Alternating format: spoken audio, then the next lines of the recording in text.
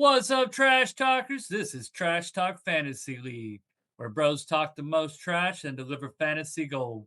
Welcome back to the Get to Know the Roster segment. Tonight, we're taking a look at the New Orleans Saints. There's some serious question marks that could make or break your fantasy league. We have a big running back free agent pickup that could possibly replace their long-term veteran Alvin Kamara. We got Alvin Kamara last year contract. Got some drama going on around there. Wide receiver room is a disaster at the moment. Good thing the season is a long time away. There's several injuries that could easily be a landmine, and we're going to talk about that here in just a second. So the Saints invested heavy in weapons around Tyler, but with the injuries, depth battle, and Kellen Moore's new offensive scheme still coming together, this offense is full of boom or bust potential. So strap in, watch your step, and come with us as we break down the Saints roster. Separate the studs from the duds and help you navigate straight to your fantasy championship. So first up, we got the QB room. This room is a settled done deal. There ain't no real big question marks on it.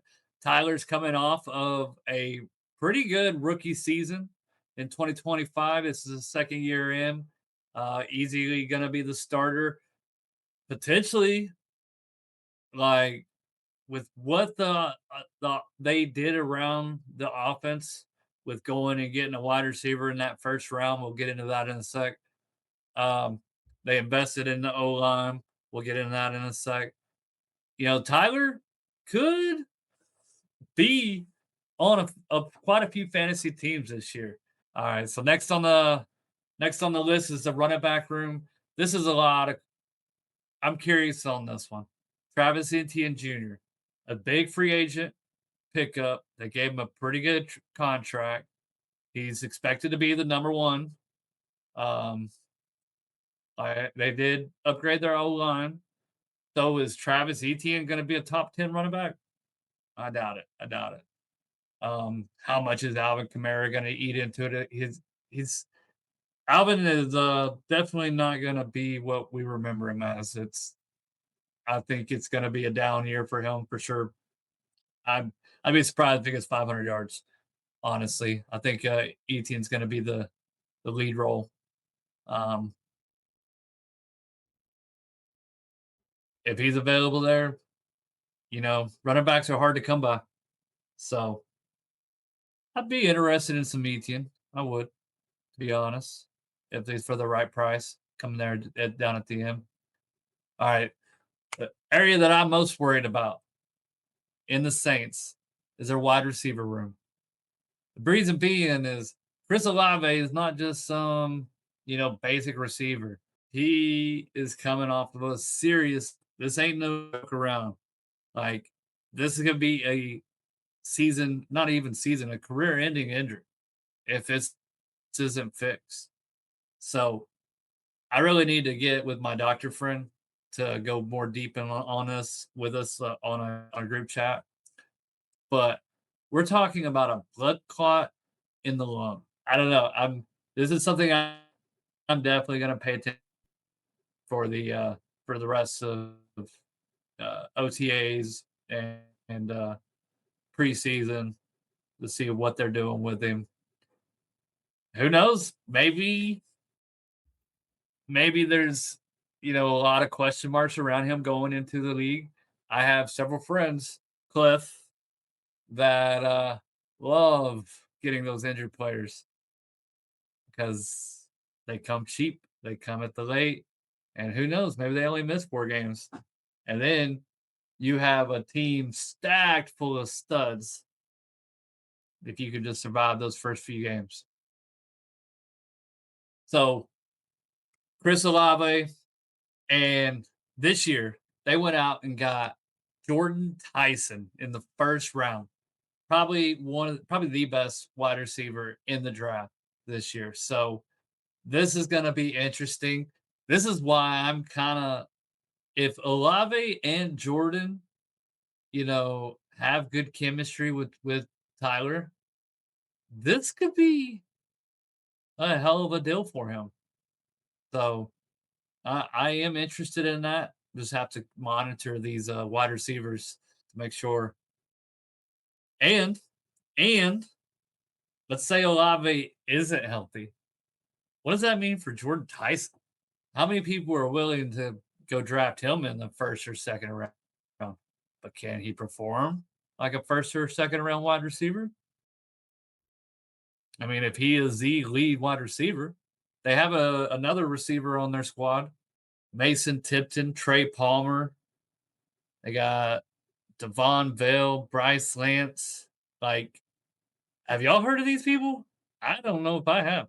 Yeah, Jordan Tyson could be a surprise sleeper. I don't think it'd be a surprise, but that might be somebody that you draft in the middle round like 6, 7. All of a sudden, he's performing. He's getting kind of like a Malik Neighbors, 12 to 16 targets a game. It could pay off. It could. That would destroy my Tyler. Tyler, I mean, he would do okay, but kind of need Chris and Jordan to stick around so that way that QB just has a plethora of weapons around him. So the next weapons for Tyler be the tight end. These are a bunch of guys been in the league for quite a while. We've seen them play. Nothing to get too super excited for. They're not going to be like top 3 tight ends.